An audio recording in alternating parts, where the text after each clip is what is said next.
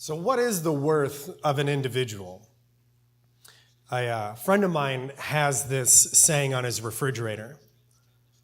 Our children are life wanting to express itself. Life wanting to bloom, wanting to fulfill that which God has called his creation to be. You see, we can box it up, we can put it behind bars, but it wants and it yearns, doesn't it? And those lights under those bushels ache to be with God when they are given a chance to be quiet with God and hear his voice of compassion, a voice that says, you have worth. It's my honor to introduce to you the former U.S. Congressman Reid Ribble. Mr. Reid, would you make your way to the front, please?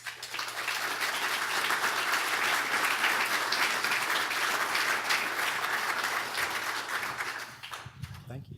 Hey, good evening, everybody.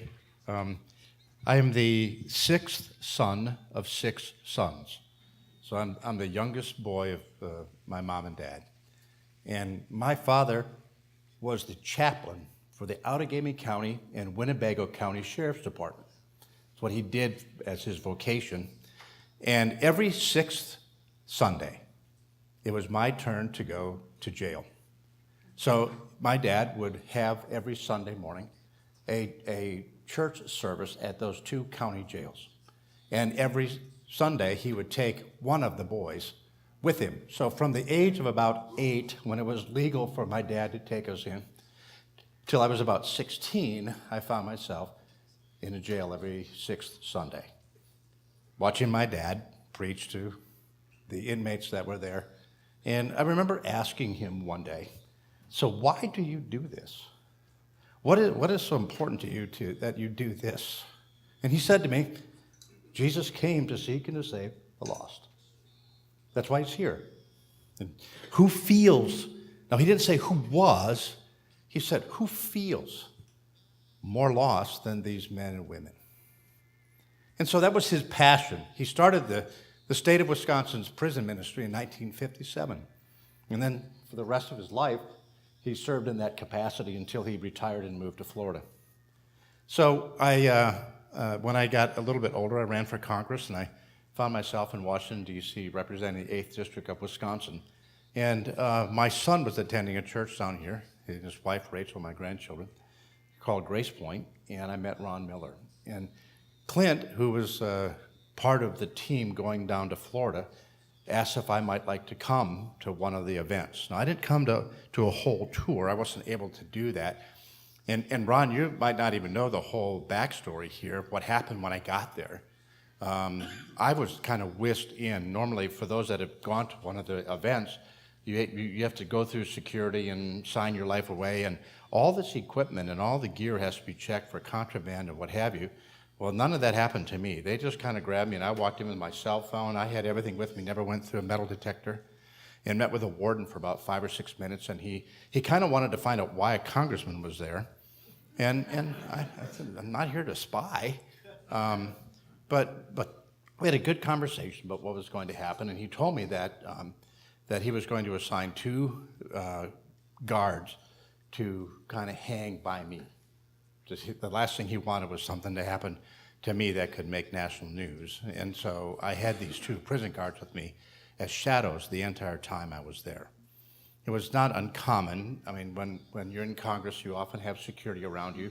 And so I was aware of their presence. They were pretty subdued for the most part, but they would tell me, no, do you want to go there? You can go there. But I never had a chance to see any of the faces of the inmates that service, because I was in the back of the room with a guard on my right and a guard on my left. So I didn't get to see anybody's faces except the team up here as they ministered to the folks there in the prison. And there was one very poignant moment where the pastor began to wash the feet of one of the men, one of the inmates. And I glanced over, and the guard to my right, his eyes had all teared up. I put my arm around him and said, it's okay to be tender, especially here.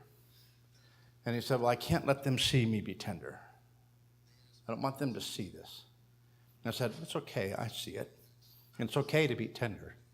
And he looked at me and he said, have you ever seen something like this? This pastor washing the feet of a prisoner. And I said, no, I've never seen this. But the impact, Ron, and maybe you're aware, maybe you aren't, the impact goes beyond the men and women who have found themselves incarcerated. It goes to the warden. It goes to the staff. It goes to the correction officers there. It goes well beyond. And the reach of it goes so much further than I think we can even comprehend. On the way home one Sunday with my father, again, as we were talking about what we had just done at the jail, he began to explain another reason that went beyond Jesus came to seek and to save the lost. And he said to me, do you know that the last words that Jesus ever spoke to another human being, he spoke them to an inmate? Those were the very last words. And if you remember the story, Jesus is hanging on the cross. He had been convicted of a capital crime like the two men, one on either side of him. And one accosted Jesus and said, if you're really God, why don't you take us off of here? And the other one said to him, shut up. Literally, the one said, shut up.